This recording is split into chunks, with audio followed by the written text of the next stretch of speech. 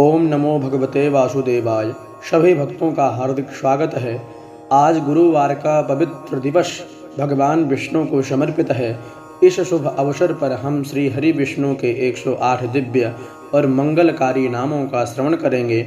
मान्यता है कि जो भक्त श्रद्धा और विश्वास के साथ भगवान विष्णु के नामों का जाप या श्रवण करता है, उसके जीवन से दुख, भय और दरिद्रता दूर होने लगती है तथा भगवान विष्णु और माता लक्ष्मी की विशेष कृपा प्राप्त होती है। तो अपनी श्रद्धा और भक्ति के साथ जुड़ जाइए इस दिव्य नामावली से और अंत तक अवश्य सुनिए। आइए आरंभ करते हैं भगवान विष्णु के 108 पावन नाम। ओम वासुदेवाय नमः। ओम श्रीपतये नमः। ओम जनार्दनाय नमः। ओम माधवाय नमः। ओम नारायणाय नमः। ओम अच्युताय नमः। ओम पद्मनाभाय नमः। ओम गोविंदाय नमः। ओम दामोदराय नमः। ओम हृषिकेशाय नमः। ओम त्रिविक्रमाय नमः। ओम पुरुषोत्तमाय नमः। ओम केशवाय नमः। ओम अनंताय नमः। ओम मुकुंदाय नमः। ओम अधोक्षजाय नमः। ओम विष्णवे नमः। ओम हरये नमः। ओम श्रीधराय नमः। ओम वैकुंठनाथाय नमः। ओम जगन्नाथाय नमः। ओम चक्रपाणये नमः। ओम गरुणध्वजाय नमः। ओम यज्ञपुरुषाय नमः। ओम लक्ष्मीपतये नमः। ओम उपेन्द्राय नमः। ओम विश्वंभराय नमः। ओम देवकीनंदनाय नमः। ओम शारंगपाणये नमः। ओम पीतांबराय नमः। ओम मधुसूदनाय नमः। ओम पुंडरीकाक्षाय नमः। ओम श्रीनिवासाय नमः। ओम रमापतये नमः। ओम परब्रह्मणे नमः। ओम परात्पराय नमः। ओम सनातनाय नमः। ओम जगतपतये नमः। ओम विश्वरूपाय नमः।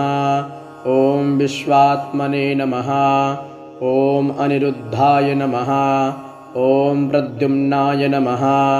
ओम संकर्षणाय नमः। ओम चतुर्भुजाय नमः। ओम शेषशायिने नमः। ओम क्षीराब्धिशायिने नमः। ओम भक्तवत्सलाय नमः। ओम दीनबन्धवे नमः। ओम करुणासागराय नमः। ओम जगद्धारिणे नमः। ओम सत्यरूपाय नमः। ओम धर्मगोप्त्रे नमः। ओम सर्वेश्वराय नमः। ओम सर्वात्मने नमः। ओम आदिदेवाय नमः। ओम आदित्याय नमः। ओम अव्ययाय नमः। ओम अक्षराय नमः। ओम अमेयात्मने नमः। ओम अचिन्त्याय नमः। ओम नन्दकिधराय नमः। ओम गदाधराय नमः। ओम शंखधारिणे नमः। ओम सुदर्शनधारिणे नमः। ओम कमलनाभाय नमः। ओम कमलापतये नमः। ओम योगेश्वराय नमः। ओम योगविदां नेत्रे नमः। ओम यदुनाथाय नमः। ओम द्वारकाधीशाय नमः। ओम गोपालाय नमः। ओम गोपीजनवल्लभाय नमः। ओम गिरिधराय नमः। ओम मुरारये नमः। ओम कंसारये नमः। ओम श्रीकृष्णाय नमः। ओम बलविध्वंसिने नमः। ओम वामनाय नमः।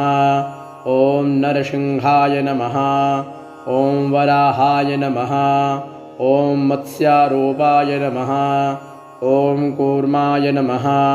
ओम रामचंद्राय नमः। ओम परशुरामाय नमः।